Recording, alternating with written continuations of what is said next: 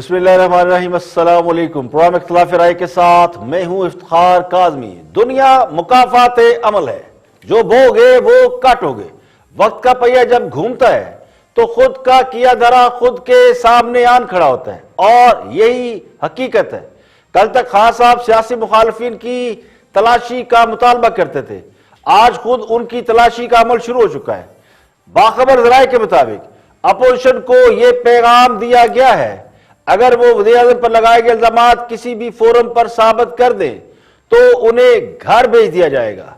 Opposition ने हुक्मरान जमात पर यहूदी और भारतीय लाबी से फंड लेकर इलेक्शन लड़ने और मुल्क की तरक्की के सबसे बड़े मंसूबे यानी game changer plan CPEC को दानिस्ता नुकसान पहुंचाने का इल्जाम लगाया। अपोजिशन ताकतवर हल्कों को यह यकीन दिलाने की कोशिश कर रही है कि इंतकाले इक्तदार का मरहला बाकायदा किसी मनसूबाबंदी के तहत हुआ है। नवाज शरीफ को एक मनसूबे के तहत हटाया गया ताकि तरक्याती कामों खुसूसन सी पैक को रोका जा सके। मुक़्तदर हल्के ये बात तस्लीम करने को तैयार नहीं कि मौजूदा हुकूमत जानबूझकर मुल्क को नुकसान पहुंचा रही है। वो ये बात तो मानते हैं कि मुल्क को नुकसान पहुंच रहा है और हुकूमत उस तरह डिलीवर नहीं कर रही जिसके वो दावे किया करती थी, बल्कि करप्शन का वो बयानिया जो JIT के जरिए बनाया गया था, वो बयानिया भी अवाम पूरी तरह डाइजेस्ट नहीं कर पाए। तो अपोजिशन को यह रास्ता दे दिया गया है कि वो लॉन्ग मार्च, धरने या इस्तीफों का ऑप्शन इस्तेमाल करने की बजाय खान साहब पर लगाए गए इल्जामात साबित कर दे तो ताकतवर हल्के ना सिर्फ पीछे हट जाएंगे बल्कि रियासत इस मामले पर पूरी तरह स्टैंड भी लेगी। तो यही वो वजह है जिसने अपोजिशन को इलेक्शन कमीशन के सामने फॉरेन फंडिंग केस का फैसला देने के लिए एहतजाज करने पर मजबूर किया है, और इस्तीफों, लॉन्ग मार्च और धरने के ऑप्शन को फिलहाल सेट असाइड यानी एक तरफ रख दिया गया है। अपोजिशन को यकीन है कि फॉरेन फंडिंग का फैसला मेरिट पर हुआ तो वो हुकूमत के खिलाफ आएगा। उन्हें यह भी यकीन है कि इलेक्शन कमीशन पर ना एस्टेब्लिशमेंट दबाव डालेगी, ना हुकूमत उन्हें अपने हक में फैसला देने पर किसी भी तरह मजबूर कर सकेगी। हुकूमत वैसे भी फॉरेन फंडिंग का एतराफ करके काफी हद तक फंस चुकी है, और फंड देने वालों में अब जिन लोगों के नाम आ रहे हैं उनमें भारतीय और यहूदियों के नाम शामिल हैं। तो बज़ाहिर अपोजिशन इस मामले में मजबूत लगती है। हमने एक थोड़ा सा सर्च की इसके ऊपर कि ये नाम कहाँ से आए, ये दो नाम जो ले रही हैं मरियम, क्या इसके ऊपर कुछ है शुबा है। तो एक डॉक्यूमेंट हमें मिला है, उस डॉक्यूमेंट के अंदर जो तफसील है वो एक ख़ास मुद्दत के पाकिस्तान तहरीक-ए-इंसाफ ने जो अमेरिका के अंदर फंड रेजिंग की उसके हवाले से है। अमेरिका में एक बाकायदा फारा लॉ है जिसके तहत आप कोई फॉरेन एजेंट फंड्स मोबिलाइज करता है तो उसकी पूरी तफसील पहले तहरीरी तौर पर रिपोर्ट की जाती है, फिर वो पार्टी उस फंड को लेती है। बाकायदा एक लीगल प्रोसेस है जिसके तहत वो फंड्स आते हैं। लेकिन पाकिस्तानी इलेक्शन कवानीन के तहत ना तो उसके अंदर कोई कंपनीज ना कोई फॉरेन गवर्नमेंट्स ऐसी फंडिंग कर सकती हैं, और अगर कोई इंडियन नेशनल या कोई ज्यूइश इसके अंदर पैसा डालेगा तो फिर तो आप समझ लीजिए बहुत ही ममनुआ किस्म की फंडिंग उसके अंदर आ गई।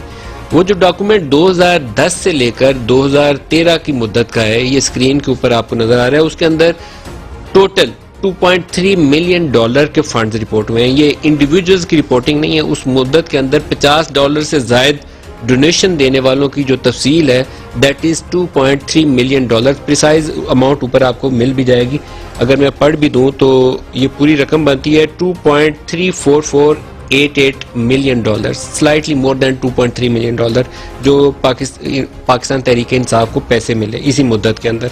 $50 या उससे ज्यादा डोनेट करने वाले, इन्हीं के अंदर दो लोग ऐसे हैं जिनमें से एक साहब हैं बैरी सी शिनिप्स, और ये न्यूयॉर्क के रेजिडेंट है जिसके मुतल्लक आज मरियम ने दावा किया कि ये जूश अमेरिकन है, और दूसरे हैं इंदर दोसांझ और ये कैलिफोर्निया के रेजिडेंट हैं। इसके ऊपर उन्होंने कहा कि ये बीजेपी के सपोर्टर हैं और इंडियन अमेरिकन है। तो एक तरफ तो फॉरेन फंडिंग केस में यहूदियों और हिंदुओं के नाम आ रहे हैं इंडियंस के, लेकिन दूसरी तरफ खान साहब ने एक और बड़ा फैसला किया है और उन्होंने आज ऐलान किया है कि फॉरेन फंडिंग केस की समाअत ओपन की जाए, टेलीविजन पर इसकी समाअत दिखाई जाए, जो बजाहिर उनके एतमाद को जाहिर करता है।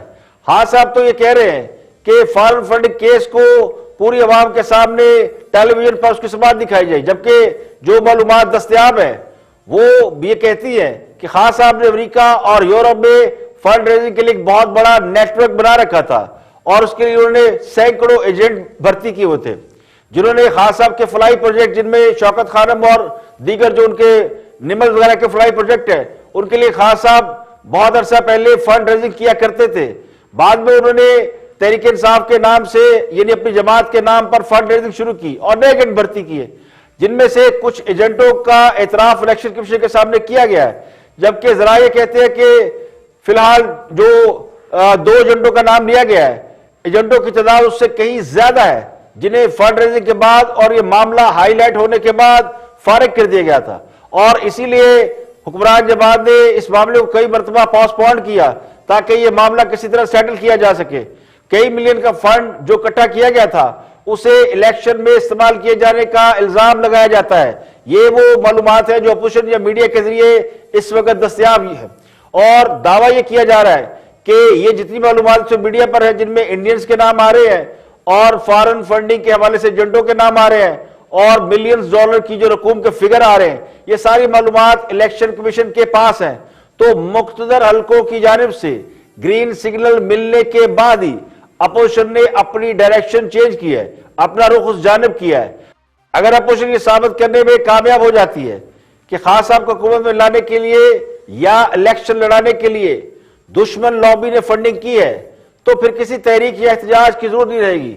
तो लगता यूं है कि अपोजिशन को भी वही टारगेट मिल गया है जिस तरह का टारगेट खान साहब को नवाज शरीफ के खिलाफ मिला था। तो खान साहब ने भी अपने हम ख्यालों, हमदर्दों और गम गुसारों से मिलकर नवाज शरीफ पर ना सिर्फ करप्शन के इल्जाम लगाए, उनके खिलाफ लॉन्ग मार्च किया, उनके खिलाफ धरना दिया और सोने पर सुहागा पनामा केस ने तो उस पर 2 हादसे का काम किया। और जब तक पनामा केस सामने नहीं आया था उस वक्त तक खान साहब के इल्जामात को माज सियासी इल्जामात समझा जा रहा था।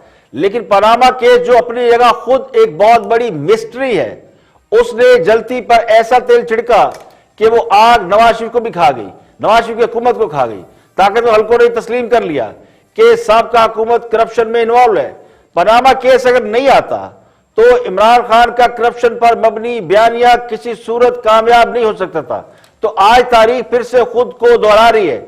ये जो पूरी तबीयत मैंने बांधी है वो इसी वजह से है कि अब खान साहब की जगह पर अपोजिशन खड़ी है और नवाज शरीफ खड़े हैं और नवाज शरीफ की जगह पर इमरान खान बैठे हैं, लेकिन इल्जामात की नौयत तकरीबन यकसा है।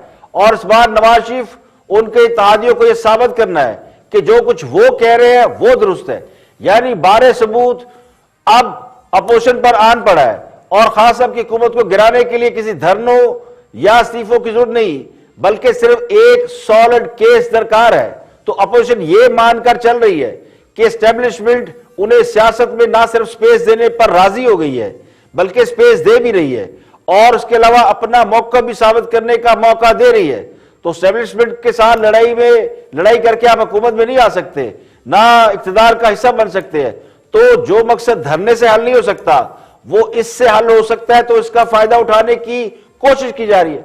तो ये बात खान साहब को भी मालूम है कि फॉरेन फंडिंग केस की ओपन हेयरिंग नहीं होगी। शाहिद खान अब्बासी तो बार बार ये दरखास्त कर चुके हैं कि उनके खिलाफ जो LNG केस था वो ओपन कोर्ट में चलाया जा सके। तो दर्जनों ऐसे केस है जिनमें लोग बार बार कोर्ट से कहते हैं कि ये ओपन कोर्ट में चलाया जाए, खुली समाअत की जाए, लेकिन आज तक किसी केस की खुली समाअत हुई नहीं है। तो इस केस की खुले बंदो समाअत का मुतालबा करने पर खान साहब का क्या जाता है? उन्होंने खुद को आवाम के सामने मासूम साबित करने के लिए केस की खुले बंदो समाअत का मुतालबा किया है। तो अवाम ने तो फैसला नहीं करना कि कौन कसूरवार है, कौन मुल्जिम है। फैसला तो अल्टीमेटली कोर्ट्स ने करना है और सबूत और शवाहद की बुनियाद पर करना है। सवाल सिर्फ इतना है कि अगर खान साहब के या तहरीक इंसाफ के हाथ इतने ही साफ थे तो पिछले 6 साल से इस केस पर बार बार स्टे क्यों लिया जा रहा था? केस का फैसला क्यों नहीं होने दे रहे थे? इलेक्शन कमीशन को क्यों इस बात का पाबंद किया जा रहा है कि वो उसकी मालूमात किसी के साथ शेयर ना करें? पीटीआई फॉरेन फंडिंग केस के हवाले से दरखास्त गुजार अकबर एस बाबर है जो तहरीक इंसाफ के फाउंडिंग मेंबर हैं, उन्होंने उस स्क्रूटनी कमेटी पर भी अदम इत्मीनान का इजहार कर दिया है। तो अकबर एस बाबर ने यह इल्जामात आयद किया है कि स्क्रूटनी कमेटी दुरुस्त तरीके से काम नहीं कर रही थी। तो पीटीआई के 23 अकाउंट्स को हमारे सामने क्यों नहीं रखा जा रहा? अगस्त में तो हमारे एतराजात को इलेक्शन कमीशन ने दुरुस्त करार दिया था। दूसरी बात, हमने सिर्फ तहफ़्फ़ुज़ात का इजहार किया है जो इलेक्शन कमीशन खुद इजहार कर चुका है। उसके बाद कमेटी ने उठ के अमलन वॉकआउट किया कमेटी हेयरिंग से। जब हमने उन पर अदम एतमाद किया तो वो उठ के चले गए। हम पहले दिन से ये कह रहे हैं, आप मुझे ये बताइए कि 23 बैंक अकाउंट में से एक बैंक स्टेटमेंट भी जाहिर नहीं की गई, हमें नहीं दिखाई गई। अमेरिका, बरतानिया, डेनमार्क, बाकी जगहों में 6 बैंक अकाउंट्स तस्लीम किए गए हैं, एक बैंक अकाउंट भी शेयर नहीं किया गया। सऊदी अरब, बारहा हम कह रहे हैं, सबूत मौजूद है, आपने क्या तहकीकात की? कोई तहकीकात नहीं हुई। हम बारहा कह रहे हैं, जो special audit report Imran Khan ने खुद कराई थी पीटीआई की, उनके अपने जाने वाले ऑडिटर के साथ, जलाल एहसन उनका नाम है, एहसन एंड एहसन वो कंपनी है। हमने इनको कहा कि वो ऑडिट रिपोर्ट को आप ऑडिटर को बुलाएं, तस्दीक करें, तरदीद करें। वो नहीं करते। वो क्यों नहीं करते? सबसे पहली बात यह है कि इलेक्शन कमीशन की कमेटी ने खुद एतराफ़ किया है कि वो पाकिस्तान तहरीक इंसाफ के ज़ेरे दबाव हैं। उन्होंने ऑर्डर शीट में लिखा है कि ये डॉक्यूमेंट जो है अकाउंट्स, ये हम इसलिए इनको हवाले नहीं कर रहे क्योंकि पीटीआई को एतराज़ है। तो जिस तंजीम का तहकीकात हो रही है, जिसकी स्क्रूटनी हो रही है, अगर वो इतना असरअंदाज हो रही है तो वो शफाफ कैसे हो सकती है? जब इलेक्शन कमीशन खुद फैसला करता है 27 अगस्त 2020 को कि आपने अपनी जिम्मेदारी पूरी नहीं की, आपने स्क्रूटनी नहीं की, आपने डॉक्यूमेंट्स की तस्दीक नहीं की, तो वो फेयर प्रोसेस किस लिए? इसलिए हमने आज कहा है कि ये एक फार्स है। ये जो स्क्रूटनी हो रही है ये बिल्कुल शफाफ नहीं है, और हमने ये लिख के भी दिया है कि एक अवाम को सच्चाई चाहिए।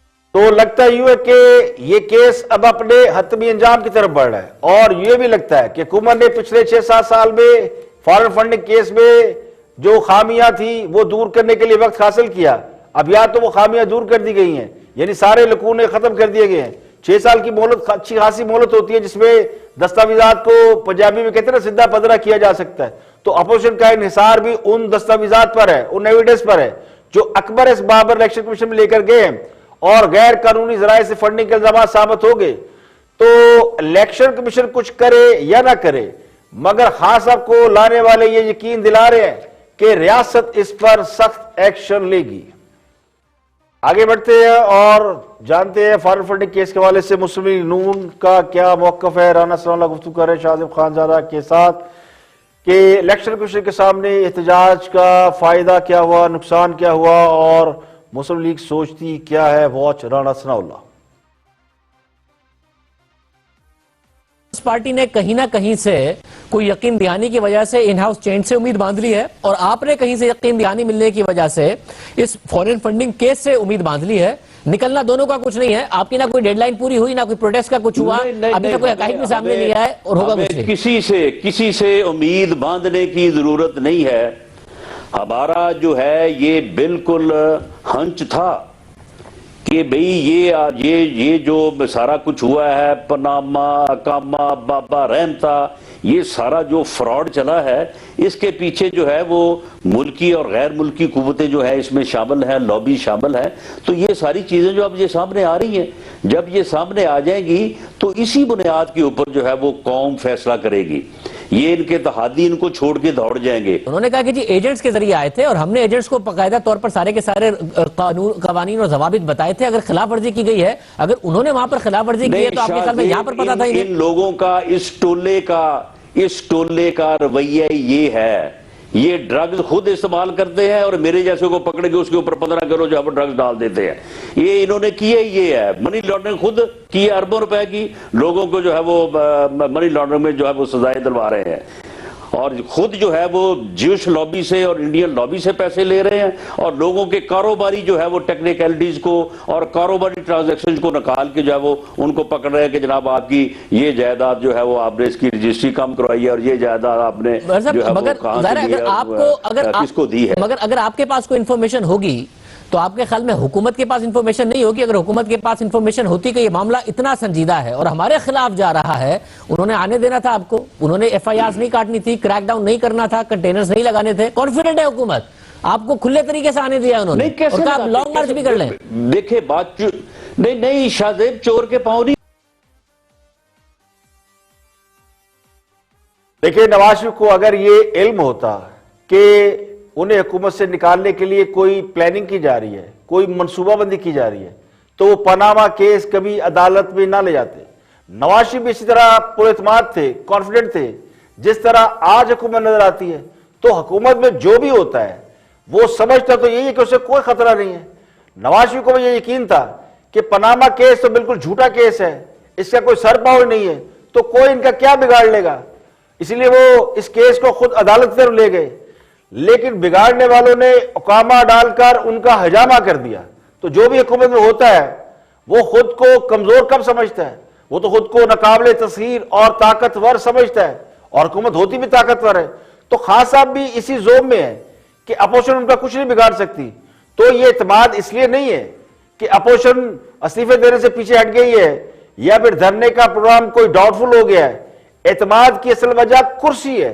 तो खान साहब को भी अच्छी तरह इल्म है कि लॉन्ग मार्च और धरने से हुकूमतों को नहीं गिराया जा सकता। खान साहब ने बड़ा लंबा एक धरना दिया था, तकरीबन 126 दिन का था, और वो उस धरने से नवाज शरीफ को घर नहीं भेज सके थे। तो घर तो या आईनी तरीके से भेजा जा सकता है या कानूनी तरीके से अदालत से भेजा जा सकता है, या फिर कोई तीसरी कुव्वत जो ताकतवर लोग हैं वो किसी को घर भेज सकते हैं। लेकिन जब सैया भय कोतवाल तो डर काहे का। यहां पे लेके एक ब्रेक, और ब्रेक के बाद वापस आएंगे और भी हम मौजूद आपके साथ शेयर करेंगे। आप हमारे साथ रहिएगा।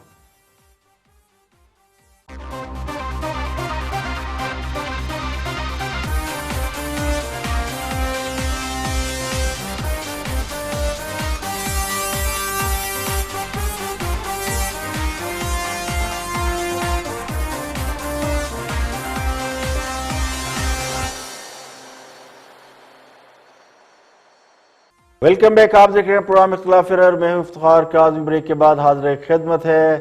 गुफ्तगू को आगे बढ़ाते हैं। और फैसल वाडा ने दावा किया कि नवाज शरीफ ने अपने दौरे हुकूमत में 16,000 करोड़ की करप्शन की है, और ये उन्होंने कोड किया किसी बरतानवी अदालत के फैसले से। कल भी मैंने इसमें बताया था कि ये बरतानवी अदालत की अपनी फाइंडिंग नहीं है, ना ही ब्रॉडशीट ने ये बात बताई है। लेकिन ये किसने 16,000 करोड़ की फिगर दी थी? नदीम मलिक के प्रोग्राम में गुफ्तगू कर रहे हैं फैसल वाडा और नदीम मलिक। ठीक है साहब, सबसे पहले तो ये है कि हम मरियम की बात तो कैसे मान लें, वो तो कहती थी मेरी जायदाद भी यहाँ नहीं है। वो ये बताएं ये जो सफा नंबर कह रहा है कि 14,000 करोड़ रुपए उनके वालिद के $800 मिलियन के असासे हैं, ये किसने कहा है? लंदन के जो जज ने कहा है। लंदन के जज ने आपको पता किस चीज का हवाला दिया केस के अंदर? It's the JIT report constituted by government of Pakistan, supreme court of Pakistan के सामने सबमिट हुई। मैंने तो बात की, उसके अंदर हवाला दिया हुआ है। मैं तो आपको हमने इसके ऊपर $20 मिलियन का जुर्माना दे दिया। मेरी बात यही मैं कह रहा हूँ। हुक्मरान जमात को चाहिए कि नवाज शरीफ की करप्शन पर एक किताब लिखें, या किताब तो लिखी हुई है, उसे निसाब में शामिल करा दें। जहां बहुत सी कहानियां निसाब में शामिल होती हैं, तो एक कहानी ये भी सही जो बात कोर्ट में साबित नहीं कर सकते, तो कम अज कम मुतालिया पाकिस्तान में शामिल कर दें, ताकि आने वाली नस्ल तो उसे याद करे। तो सबूत की कोई जरूरत नहीं है। अब जो किताब फैसल वाडा लिए घूम रहे हैं, उसके मुताबिक तो नवाज शरीफ ने कई हजार करोड़ यानी 14,000 करोड़ की करप्शन कर रखी है, जो यकीनी तौर पर फिक्शन है। सच्चाई होती तो फिर कहीं ना कहीं साबित हो चुकी होती। नवाज शरीफ के खिलाफ एक GIT बनाई गई थी, और GIT के हवाले से हजार दावे किए गए थे कि उसके पास नवाज शरीफ करप्शन के बड़े बड़े सबूत है। 10 वॉल्यूम है, 10 वॉल्यूम, और वॉल्यूम 10 पता नहीं कितनी बड़ी बला है। आज तक वॉल्यूम 10 सामने तो है नहीं, लेकिन उसमें पता नहीं क्या कहानियां लिखी हुई हैं। तो मेरा गुमान ये है, I am not sure, but मुझे लगता यही है कि आप फैसल वाडा उसी वॉल्यूम 10 को लिए घूम रहे हैं, या उसको फाइंडिंग लिए घूम रहे हैं। ये फैसल वाडा के हाथ लग चुका है। तो गुजारिश ये कि इसकी आशायद का बंदोबस्त करें, ताकि हम जैसे लोग भी पढ़े ऐसे और पढ़ कर लुत्फ उठाएं। ये कल मैं बता चुका था कि जो पाकिस्तान के अंदर इन्वेस्टिगेशन हुई है, और पाकिस्तान के अंदर जिस तरह की इन्वेस्टिगेशन होती है वो सबको मालूम है क्या है। वही इन्वेस्टिगेशन फॉरवर्ड की गई ब्रॉडशीट को, और वही केस गया बरतानवी अदालत के अंदर, और बरतानवी अदालत ने उसी का रेफरेंस दिया और पाकिस्तानी GIT को कोट किया। तो अब उसको लेके घूम रहे हैं जी फलां ने 1,000 रुपये करप्शन कर। सवाल ये कि 14-16 हज़ार की करप्शन है, और ये किसी अदालत में साबित हो चुकी है, किसी अदालत ने इसके ऊपर कोई अपनी फाइंडिंग्स दी है, तो फिर पाकिस्तान की अदालतें खुली हैं, या तो बड़े आराम से उकामा पे सजा हो सकती है। तो 16,000 या 14,000 करोड़ तो बहुत बड़ी रकम है, तो फिर उस पर केस कर दें। लेकिन ये कहानियां सिर्फ जो बैठ के TV पर रोज सुनाई जाती है, वो एक जमाने में सुना था एक हकीकत एक अफसाना, इस जमाने में हमने देखा कि एक हकीकत और कई हजार अफसाने हैं। तो बात ये खत्म नहीं होती, ये फॉल्स स्टोरीज का दायरा कार बहुत ज्यादा, मैंने कहा ना कई हजार अफसाने हैं। तो हमारे दोस्त, उनके पास भी जो एक स्टोरी है जिसमें बड़ा इंसिस्ट कर रहे हैं, उनका अपना मौकफ है, देखते हैं कि वो क्या फरमाते हैं। तो अब ये सिचुएशन किस तरफ जा रही है? तो क्या जो माल लूटा गया, पाकिस्तान के अवाम का पैसा जो दिया गया और इन्होंने खुद ही दिया, वो वापस आना चाहिए कि नहीं?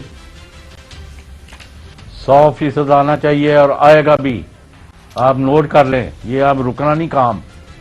और पहले हमने जो बताया था, ये सारा असल इशू ये नहीं है ब्रॉडशीट को कितने पैसे दिए गए, उन्होंने सालसी गलत कराई, वो एक लंबी दास्तान है।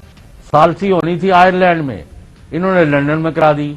जो सालिस था वो पाकिस्तान का जो होना था वो ब्रॉडशीट वालों का था। ये जो इन्होंने घपले किए हैं, नाहली की है, वो एक लंबी दास्तान है, उसको अलहदा छोड़े। इशू ये नहीं है। वो कहते हैं कि हमने नवाज एंड को के जो एसेट्स थे अरबों रुपए के, वो हमने एक्सपोज कर दिए, जो हमारा मुआवजा था। तो उसने सालसी ने यही कहा, फिर भी ठीक है, उन्होंने सालसी वालों ने ये मान लिया उनका मौका कि भाई इन्होंने जो एसेट्स थे वो दिलवाए नहीं, उन्होंने आपको बताना था। तो जब आपको बता दिया तो उनकी फीस तो बनती है ना। तुम आप 10 साल नहीं लेते या 2 साल नहीं लेते।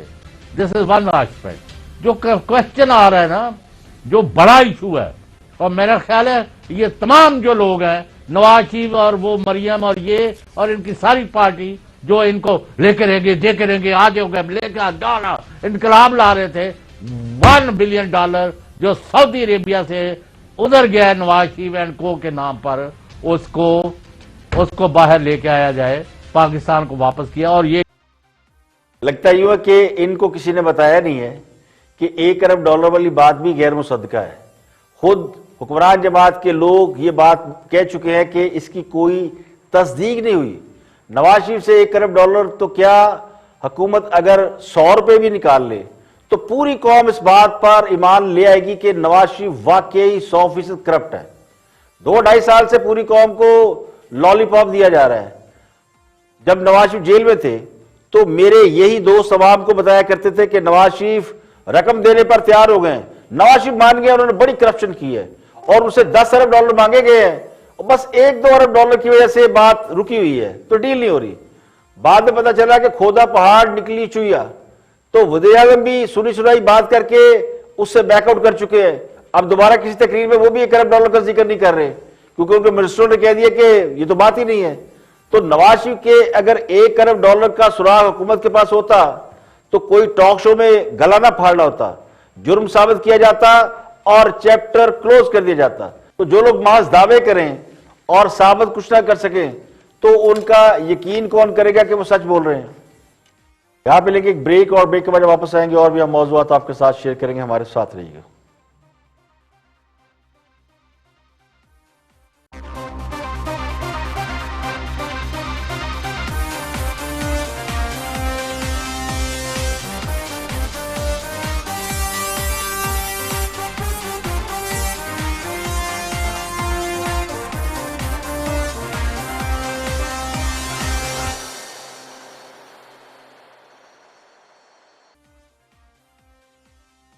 Welcome back. आप देख रहे हैं प्रोग्राम इख्तिलाफ है, मैं इफ्तिखार काज़मी। ब्रेक के बाद हाजिर खिदमत है। आगे बढ़ते हैं। वफाकी वज़ीर इत्तलात शिबली फराज गुफ्तगू कर रहे हैं फॉरेन फंडिंग केस में। बहुत से अहम सवाल है और सबसे अहम सवाल ये कि आखिर हुकूमत ने इस केस को 6 साल तक क्यों लटकाए रखा, जो डोनर्स की फहरिस्त है वो क्यों नहीं प्रोवाइड की जा रही, ये सवाल पूछा जा रहा है। जवाब सुनते हैं वज़ीर इत्तलात साहब का। शिबली साहब, पीटीआई की तरफ से 4 मरतबा इलेक्शन कमीशन को यह दरख्वास्त दी गई कि जो फॉरेन फंडिंग केस की कार्रवाई है इसको खुफिया रखा जाए, इसकी क्या वजह है? देखें, पहली बात तो ये कि जिस तरह एहसन इकबाल साहब निगनून है या पीपल्स पार्टी है, इन लोगों ने वेस्टेड ग्रुप्स, यानी वो लोग जो कि जिनके के मफादात जुड़े होते हैं, कि वो किसी पार्टी के फंड में 50 करोड़, कोई अरब रुपए, कोई 30 लाख, कोई कितने, वो इनके अकाउंट्स में वो जमा कराते थे और जमा कराते हैं। उससे नतीजा क्या होता है? उससे ये होता है कि जब ये हुकूमत में आते हैं तो फिर ये उनको फेवर्स करते हैं, उनकी हर नाजायज बात को मानते हैं। तो इस चीज के अकाउंट में, इनके जो अकाउंट्स थे खास तौर पे, उसमें तो यानी मनी लॉन्ड्रिंग तक हुई है, उसमें पैसे इस्तेमाल जाती किए गए हैं, पैसे आए हैं, पैसे गए हैं, और उनसे जो उनकी रसीदें मांगी गई हैं कि उन लोगों के आईडी कार्ड वगैरह ये करें। देखिए, जब होगा सबके लिए बराबर होगा, इंसाफ किसी एक पार्टी पे नहीं होना चाहिए। हम बिल्कुल, हमारा फर्ज बनता है और हमने किया है, और हम तो ये कह रहे हैं कि हमने पूरी वो जो रिवायत है उसको तब्दील किया है कि बजाय इसके कि उन लोगों से पैसे लिए जाएं जो कि कल हमें मजबूर करें गलत काम करने पे या उनको फेवर्स देने के, हम ऐसे ही एक तरतीब बनाएं जिसमें कि जो हर बंदा है जो कि पार्टी का मेंबर है या वो करना है चाहता है, हमें वो अपने वो फंड्स भेजे थ्रू प्रॉपर बैंकिंग चैनल्स। अब जो भी फैसला करना है, देखें ना, वो तो इलेक्शन कमीशन ऑफ पाकिस्तान ने करना है। ये तो इस तरह तो होगा नहीं कि जी जिस तरह की मौलाना फजल रहमान ने कहा भाई 7 साल हो गए, क्यों नहीं कर रहा इलेक्शन कमीशन? 7 साल में तो नहीं, हमारी बात तो नहीं है ना, ये तो इलेक्शन कमीशन ने करना है। अब उसमें तो अगर आप ये तासुर यही जाएगा क्योंकि इस वक्त हमारी हुकूमत है। भाई हमारी हुकूमत को तो अभी 30 महीने हुए हैं, ये पहले वाला उसको तो जवाब ये दिए कि उन्होंने परसों। हकीकत यह है कि तहरीक इंसाफ के डोनर्स की फहरिस्त अगर सामने आ जाए तो दूध का दूध और पानी का पानी हो जाएगा कि फॉरेन फंडिंग हुई है, नहीं हुई, कानूनी हुई है या गैर कानूनी हुई है। और खासम के खिलाफ जितनी थ्योरियां हैं वो कॉन्स्पिरेसी पर मबनी है, झूठी है, फॉल्स स्टोरी है, या उसमें कोई हकीकत भी है। तो इसमें कोई शक नहीं कि तहरीक इंसाफ वो जमात है, बल्कि तहरीक इंसाफ का खासा वो शख्सियत है जो बड़े अरसे से फंड रेजिंग करते हैं और उन्हें पूरी दुनिया में भारी भारी फंड मिलते हैं। पूरी कौम के हीरो रहे, as a cricketer, as a captain, लोगों ने उनको बहुत अप्रिशिएट किया, फिर उन्होंने फलाई काम किए, तो उनको फंड रेजिंग में बहुत ज्यादा महारत हासिल है। उसी के बाद उन्होंने एक जमात बनाई और फिर जमात को भारी फंड मिले तो वो इलेक्शन लड़ने और बड़ी जमात बनाने के काबिल हुए हैं। अब सवाल उस भारी फंडिंग का है जिसकी वजह से वो मुल्क की एक बड़ी लार्जेस्ट पार्टी बनी है। इलेक्शन एक आदमी का लड़ना मुश्किल होता है, ये पूरी जमात है तो बहुत बड़ा खर्चा होता है, भारी फंडिंग इसमें इस्तेमाल होती है। अब भारी फंडिंग के जराए के कानूनी होने पर सवाल है, उसे खुफिया रखने पर उस पर सवाल उठते हैं। तो मुमकिन है हुक्मरान जमात को इस बात का डर हो, खदशा हो कि अगर डोनर्स की लिस्ट, यानी जो फंड देते हैं, चंदा देते हैं, उसकी लिस्ट अगर किसी और के हाथ लग गई तो वो चंदा लेने चल पड़ेंगे। तो तहरीक इंसाफ की उन लोगों के नाम बताए जिनसे वो अतियात या फंड्स लेते रहे। बड़ी बड़ी सियासी जमातें अपने डोनर्स के नाम सीगाए राज में रखती हैं, क्योंकि डोनर्स में बड़े बड़े कारोबारी लोग शामिल होते हैं, कोई शक नहीं। वो लोग जिनके कारोबारी इंटरेस्ट होते हैं, कारोबारी मुफाद होते हैं, वो सियासी जमातों को फंड देते हैं, उसके बाद हुकूमतों से मराहत हासिल करते हैं। तो मुमकिन है तहरीक इंसाफ की जानिब से डोनर्स की तफसीलात ना देने की एक बड़ी वजह यह हो कि वो अपने गाहक, अपने क्लाइंट दूसरी जमातों को क्यों दें। लेकिन हुक्मरान जमात के साथ जो असल प्रॉब्लम चल रहा है वो ये नहीं चल रहा, वो असल प्रॉब्लम ये चल रहा कि उन्होंने ऐसे लोगों से एहतियात लिए हैं जो गैर मुल्की हैं और वो हमारे आइन कानून की और इलेक्शन कमीशन के कवानीन की खिलाफ वर्जी है। वो अगर साबित होता है तो उस पर बहुत बड़ा इसका नुकसान हो सकता है, इसका खुमियाजा भुगतना पड़ सकता है। तो ये जो डोनर्स का छुपाने वाली बात है, इसमें ये दोनों मामला शामिल है, या तो पैसा देने वाले लोग जो है वो मशकूक हैं या फंड मशकूक हैं, या फिर वो अपने क्लाइंटों के नाम छुपाना चाहते हैं। और अपोजिशन इत्तेहाद पीडीएम के रहनुमाओं ने chief election commissioner Sikandar Sultan Raja को फॉरेन फंडिंग केस के हवाले से 4 निकाती चार्टर ऑफ डिमांड आज पेश कर दिए। कल इस पे अपोजिशन ने मुजाहरा किया था, एहतजाज किया था। आज इस्लामाबाद में एहसन इकबाल और साबिक वज़ीर-ए-आज़म राजा परवेज़ अशरफ, सेनेटर उस्मान काकड़, कामरान मुर्तज़ा पर मुश्तमिल पीडीएम का वफ़द chief election commissioner Sikandar Sultan Raja से मिला। मुलाकात के दौरान वफद ने इलेक्शन कमीशन को अपोजिशन का चार्टर ऑफ डिमांड पेश किया। इस चार्टर ऑफ डिमांड पर मौलाना फजल रहमान, शाहिद खान अब्बासी, आफ्ताब शेरपाव, महमूद अशरकज़ई और दीगर के दस्तखत है। अपोजिशन का चार्टर ऑफ डिमांड 4 नुकात पर मुश्तमिल है, जिसमें मुतालबा किया गया है कि पीटीआई तहरीरी तौर पर फॉरेन फंडिंग का एतराफ कर चुकी है, इसलिए फिलफौर इसका फैसला जारी किया जाए।